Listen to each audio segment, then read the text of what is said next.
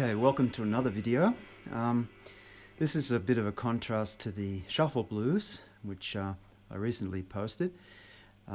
Here it's about playing in a modal context, like the changes now are A minor 7 for 8 bars and moving down to G minor 7. So it's a sort of a Latin vamp.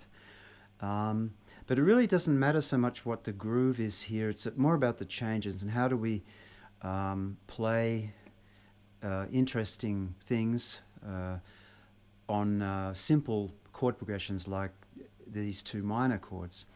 All right, well, the first thing, of course, we have to do is get that chord sound in our ears so we can play chords on the guitar.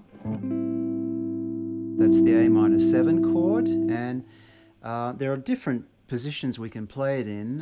You should be familiar with your inversions. For example,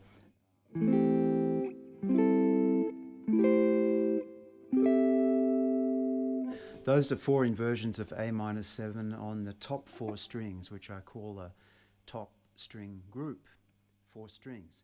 Okay, and all you can play them also in the middle 4 strings. Maybe harder to get your fingers around, but again, we should know these things after, some time. We should be familiar with chord shapes, chord inversions. Then another thing very important is to add tensions to the chord, like for example a 9, and that's actually a C major 7 on top of the A minor chord. So if we're familiar with C major 7 inversions, then we've got A minor 9. So, for example, here,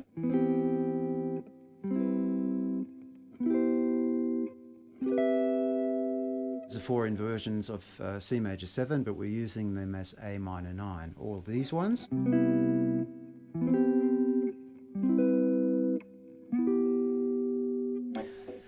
And there's also the root position chord, which is just thirds.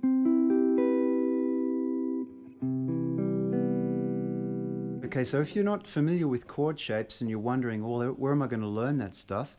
Either you buy a book, there's probably thousands of books showing you chord shapes, or just look through YouTube. Somebody's probably giving you a lesson somewhere about chord shapes. I've also got a video series where I go into these sort of inversions. No matter where you get it from, you're going to have to sit down sometime and actually learn them. Sort of just play up and down the 4 positions and just learn them. Okay, so now we're getting to the fun part, which is actually using the chords that we can see as orientation. So if, for example, we're playing on the A minor chord, we see also that it's C major 7. So we've already got the important notes, or let's say some of them. I mean, the scale here is the Dorian scale.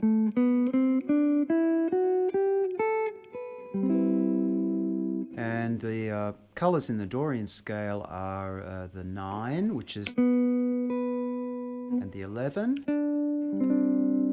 and the major 6, flat 7, And of course, when we move down to G minor, those also go down a whole step. So we're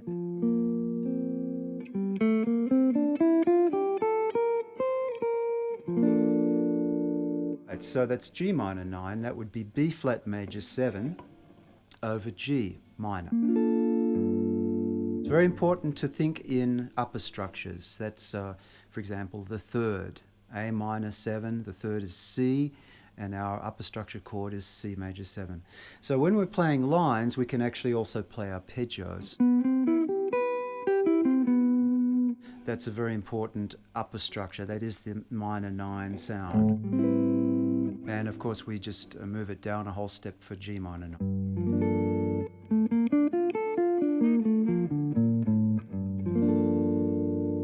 Okay, I've spoken in another video about the importance, I think, of not looking. Of course, you've got to look a bit, but once you get the feel of it, you can sort of see it in your mind, in your head, how you're going down a whole step and then coming back up. All right, so another thing that's very important is playing on a string pair. Of course, playing on one string is cool too, like A Dorian.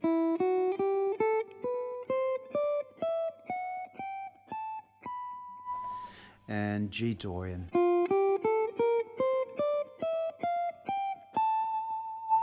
So, of course, you saw there's no like technical thing involved. It's very slow. We have to just try to hear it. And then you could combine the two, like A Dorian. Just a little part of it, of course. G Dorian. A Dorian. G Dorian. A Dorian. G Dorian. See, just within a third, there's always something changing, at least so far. And when you've got familiar with that, of course, play along with the play along, make your own little thing, or you can email me, I'll send you this. It's just a very simple thing, 8 bars A minor, 8 bars G minor. All right, then play a string pair, like B string, E string, A Dorian.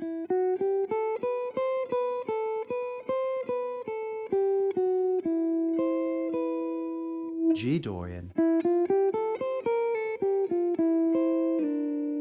It's wonderful what you can do within the space of 3 frets or 4 frets. It's actually a sixth, the maximal interval. Unless you stretch, you could also, it's a thing that a lot of guitar players do. They stretch up a fourth.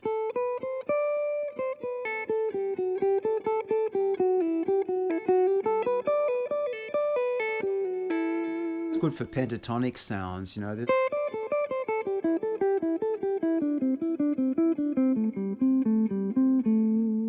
And with time, you can play really fast, that stuff too.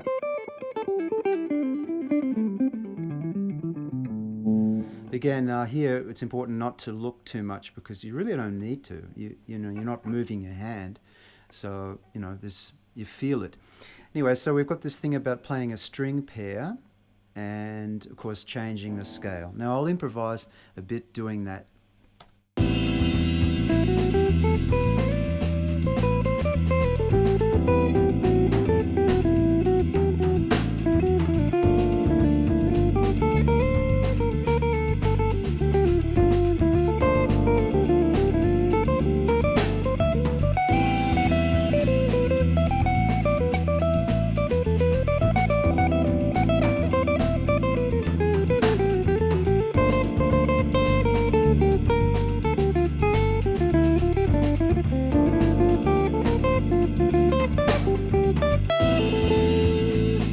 Okay, so now it's starting to sound like some sort of improvisation.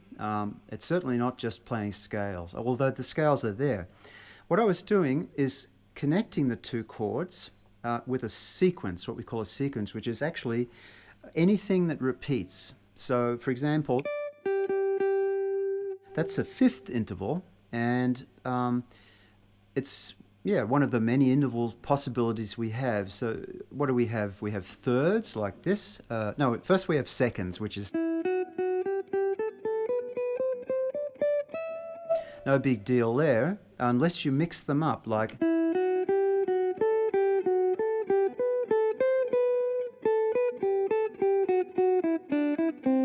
sort of up, down, just mix it up.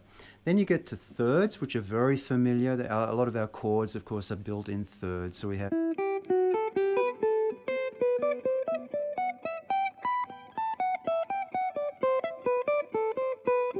G Dorian.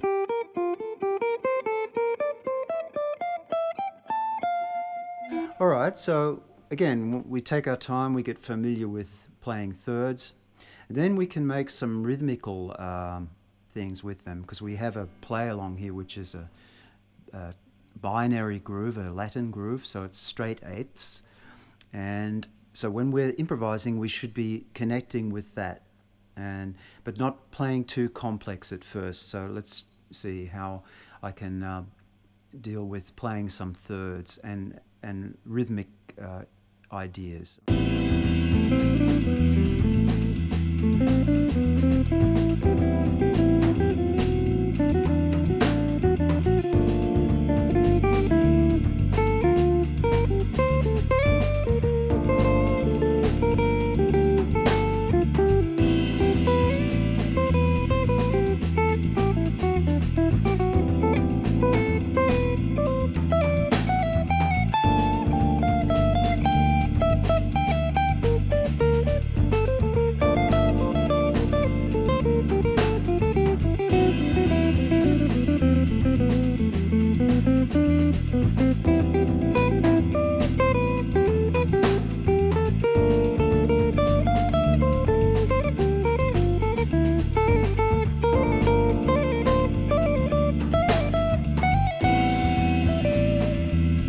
Okay, so again, there's some notes that don't change, and check them out, which don't change if you're moving from A Dorian to G Dorian, and which ones do. Obviously, the B natural will move down to B flat, and yeah, anyway, you can find out. But it's important to be aware of them, because of course if you're playing a sequence or a motif, they're also called, like or of course everybody's heard this joke, the lick, da ba da ba da ba da. It's a motif, right? So whatever you decide to play, it has to then be continued on when you change to the G minor chord. So if I play my little, obviously when the G minor comes, I can't play F sharp anymore. So sorry, I'm playing this. It's like perpetuating this really corny thing. But anyway, it's one of the motifs that are available to us. Okay, so anyway, and it's sort of got a lot of thirds in it. And then G Dorian.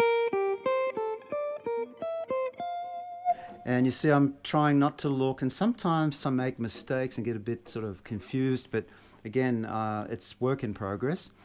Okay, so the other thing is, yeah, if you're playing like a continuous line, let's say a continuous eighth note line,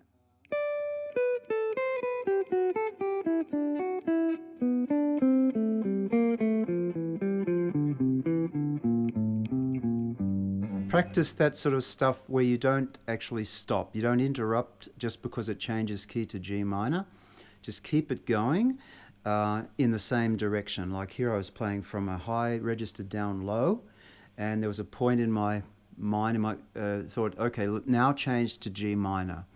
In the play along, we know it's going to change after 8 bars, but just, when you're practicing, you can change any time you want. But as soon as you start playing with the play along, of course, you have to play with that. All right, so here's an ascending thing. I'll play some fourths. This is A Dorian in fourths.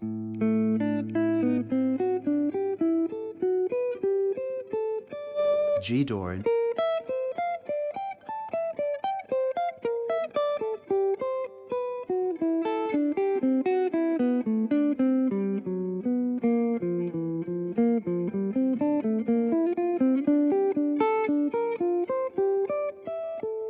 It's those fifths again. Fifths are a nice sound. They're a little sort of wider.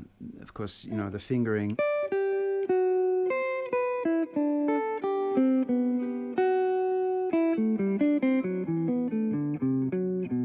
G Dorian.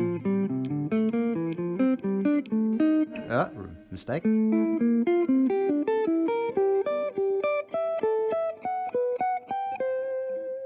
Okay, and okay, some of it's a little uncomfortable. I know that, but again, if you don't ever try to play larger intervals, you'll never know how they actually sound. You know, maybe you can use them.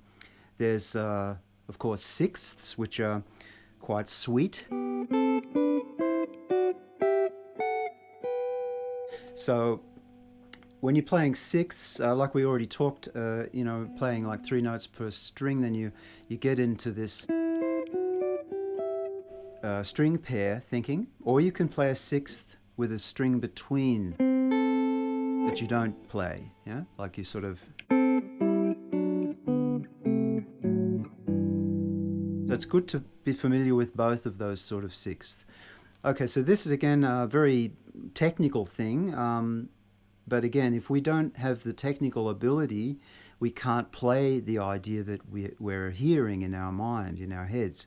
So you have to feed your ear with these intervals, right? And then it'll start to come out in your playing. All right, so I think that's enough now, and I'll just play a little bit more on the Latin groove, and hope you'll like the lesson. And if you have any other suggestions, things that you'd like to talk about, please just send me a message. All right, see you later.